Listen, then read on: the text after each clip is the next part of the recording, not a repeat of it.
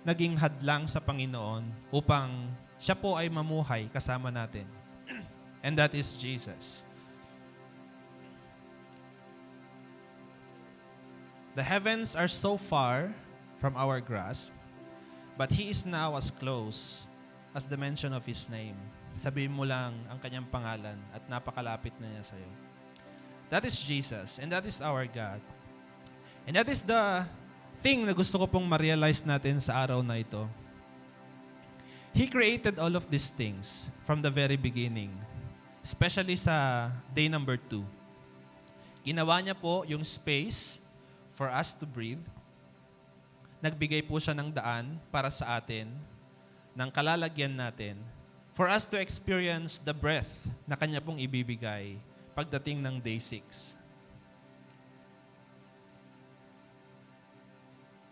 He wants you to know that He cares for you, that He is with us through every difficulties na atin pong susuungin sa buhay. He created the light on the first day, the skies on the second day. He prepared everything for us to live in. So as we close today, can we just inhale? Exhale. Isa pa. Inhale. Exhale. Inhale yung mas malalim pa. Exhale.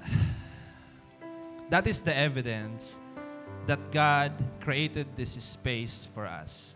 The air that we breathe, the air na bumubuhay po sa atin, the breath of life na pinagkaloob ng Panginoon sa atin. Now let us stand. And let this song remind us that God is moving even in this moment.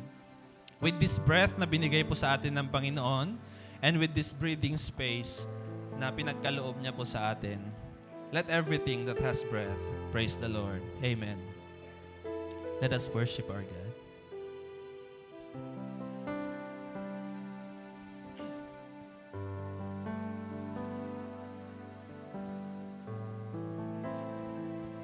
You are here, moving in our midst. I worship you. I worship you. You are here, working in this place. I worship you. Yes, we worship you. I worship you. You are here. You are here. Yes, Lord, you are here. Moving in our You're midst. moving in our I midst. worship you. We worship you. I worship Oh, we worship you.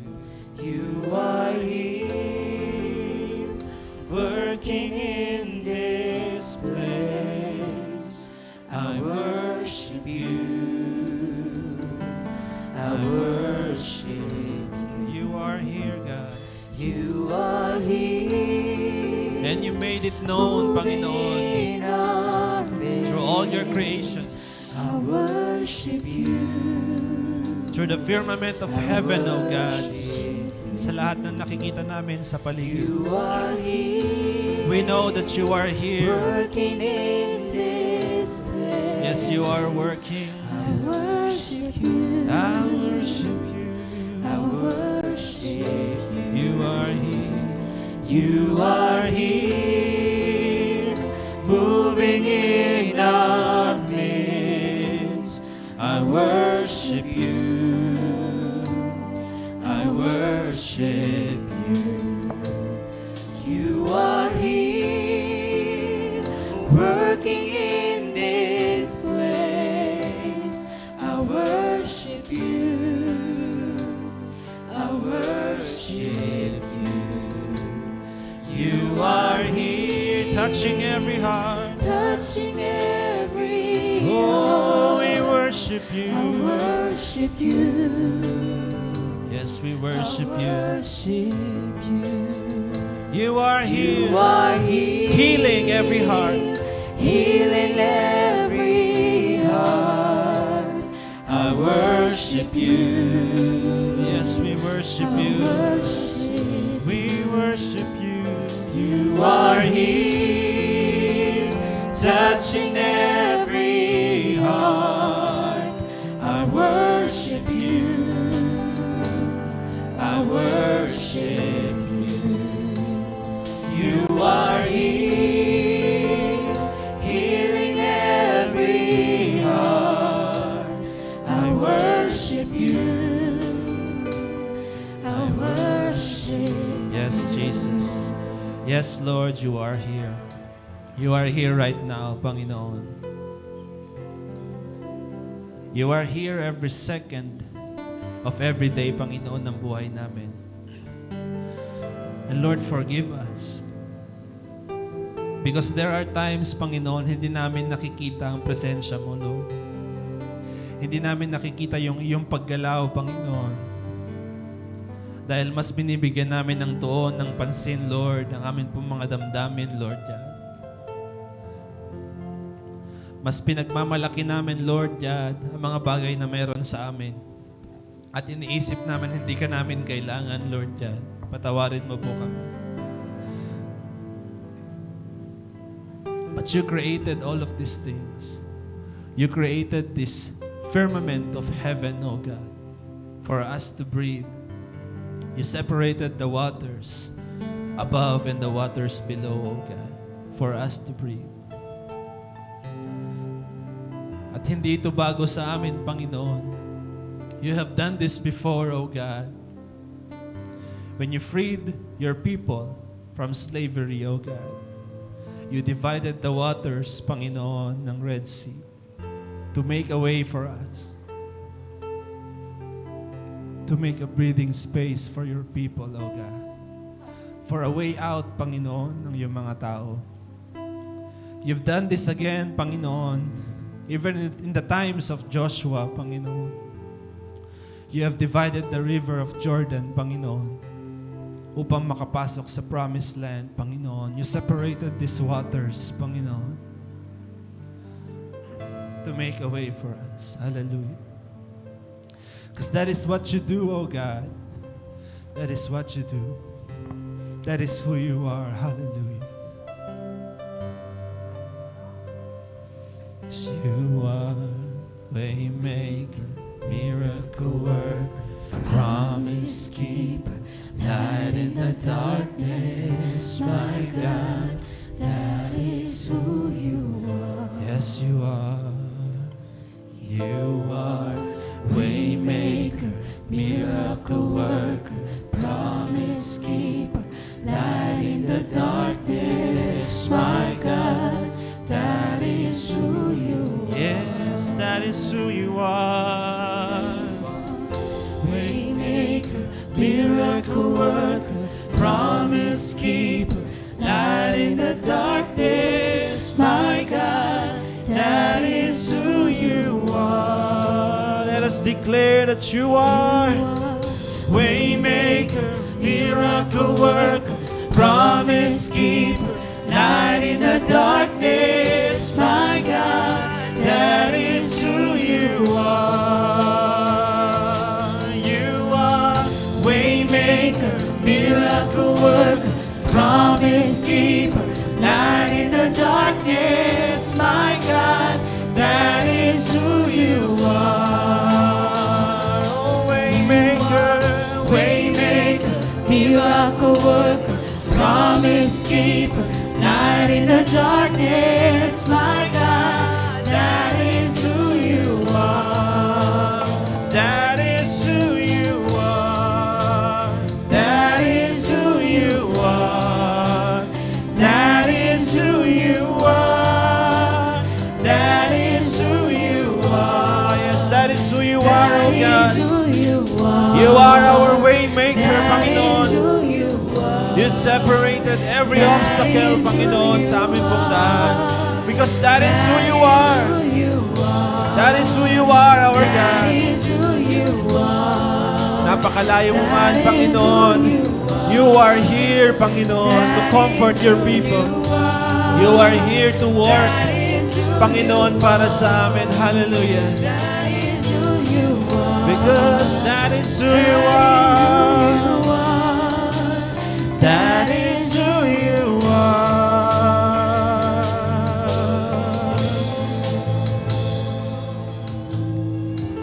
Even when I don't see it, you're working. Even when I can feel it, you're working. You never stop. You never stop working. You never stop. Yes, you Lord. never stop working. Even when I can see it, you're working. Even when I can feel it, you're working. You never stop. You never stop working. You never stop. Yes, you never Jesus. stop working. Even when I can see it, you're working. Yes, Jesus. Even when I can feel it, you're working. You are working, You Panginoon. never stop. You never stop. Even at this very moment, Lord God. Never stop. Hindi naman namin makita, Lord God, na ito na yon. Even when But I God, can you are see continually it, you're working.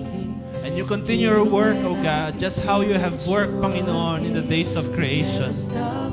You never stop working, oh God.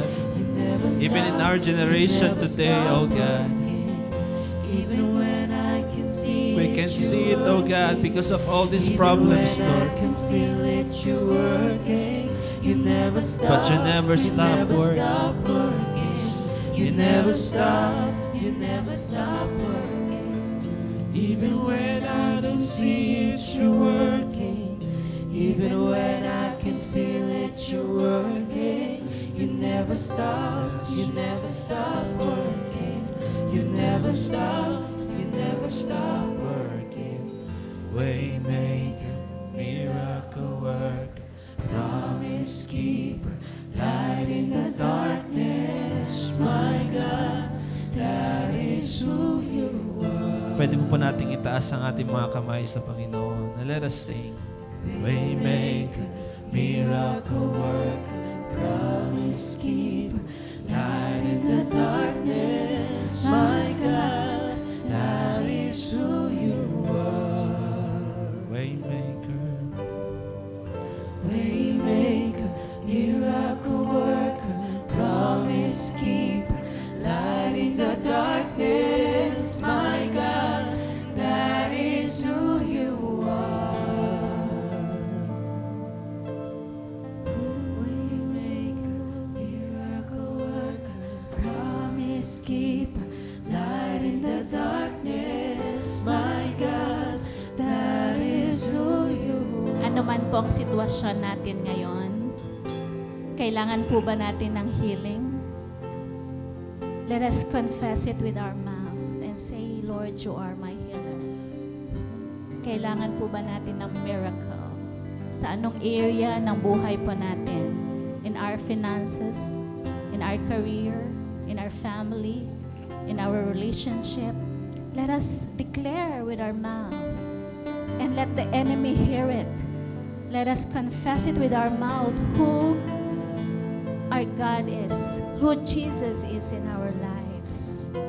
Yes, Lord, you are my healer. You are my God. You are my King. You are my Savior. You are the lover of my soul. Yes, Jesus. Yes, come on, say it. And as you declare it, have faith. Have faith that He is a miracle worker, that He is a way maker, that He is a promise keeper, and He is the light in the darkness. Yes. Let us sing it one more time. And let's sing it with faith and Miracle worker, promise keeper, light in the darkness. My God, that is who you are.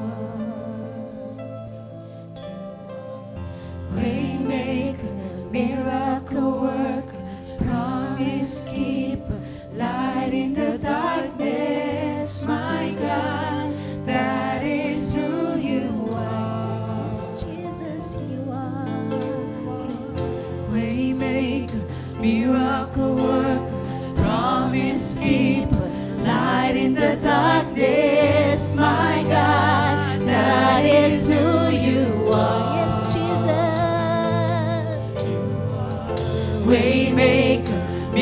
miracle worker, promise keeper, light in the darkness, my God, that is who you Yes, are. let us declare it and confess it with our mouth.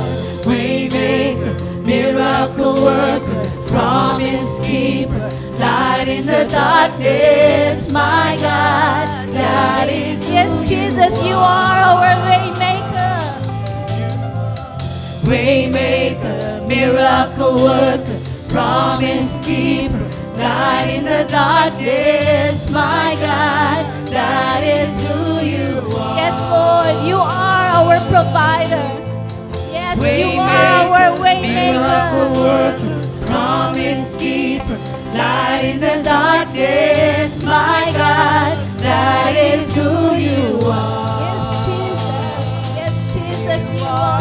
Waymaker, miracle worker, promise keeper, light in the darkness, my God, that is who you are. You are miracle worker, promise keeper, light in the darkness, my God, that is who you are. Yes, and for the last time.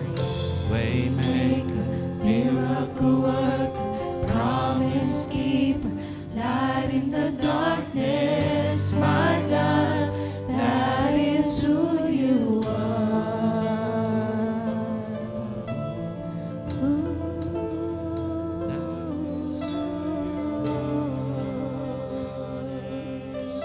Yes, Jesus.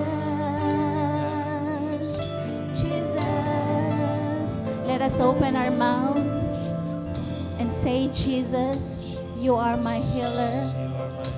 If we need miracle, let us confess it with our mouth. Jesus, you are our way maker, our miracle worker. Yes, Jesus. Yes, Jesus. Jesus, you are a way maker. You are a miracle worker. Yes, Jesus, you are a promise keeper. Yes, Jesus. Jesus, come. Come, Lord. Come upon our midst today, oh God. Hallelujah, hallelujah. Yes, let us confess it with our mouth who Jesus is in our lives. Jesus, you are a healer. If we need financial breakthrough, let us ask God for His miracle, for His provision, sa kung ano man po ang mga pangangailangan natin. Yes, this is our God, the owner of the heavens and the earth. Yes, this is our God who created the heavens, who created the firmament. Yes, Lord, we thank you, God, that you are our God, that you are our Lord today. Father God, we thank you. We thank you, Father God, for your word na narinig namin, Panginoon, sa umagang ito. And Father God, we pray that these words, Lord, ay manatili sa amin pong puso at isipan. At Lord God, ang mga salita na ito ay magagamit namin, Panginoon, sa araw-araw na amin pong mga pamumuhay, O God. And so, Lord God, we pray that may you continue, Father God, to rule and reign in our lives. And may you continue, Father God, to remind us sa bawat paggising namin, Panginoon, sa umaga. May you remind us, Lord, that you created the space, Father God, for us to breathe in.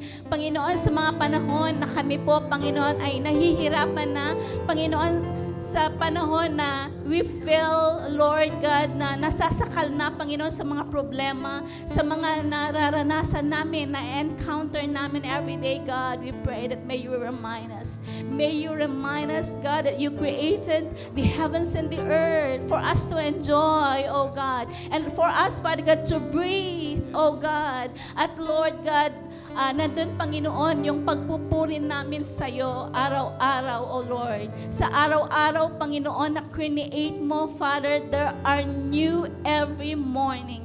There are new every morning, O God. And so, Lord God, we just thank you for today. And so, Lord God, I just want, Father God, to bless, Father God, all my brothers and sisters na narito, Panginoon. Ano man ang kanila pong mga pangangailangan, let there be healing. Father God, we speak healing in the name of Jesus sa mga nangangailangan, Panginoon, ng miracle. Lord, we pray, Father God, for miracle, oh Lord God, to happen, Panginoon, sa kanila pong mga buhay at maging, Panginoon, sa kanila pong sitwasyon. And so, Lord God, I speak blessing and all the benefits of the cross of Calvary, Panginoon, ay maranasan ng bawat isa sa amin. Lord, I also speak joy. I also speak peace, Panginoon, sa bawat isa, Panginoon, sa amin pong sa aming lahat, Panginoon, sa umagang ito. And so, Lord God, as we go out in this place, let your name and your name alone be glorified.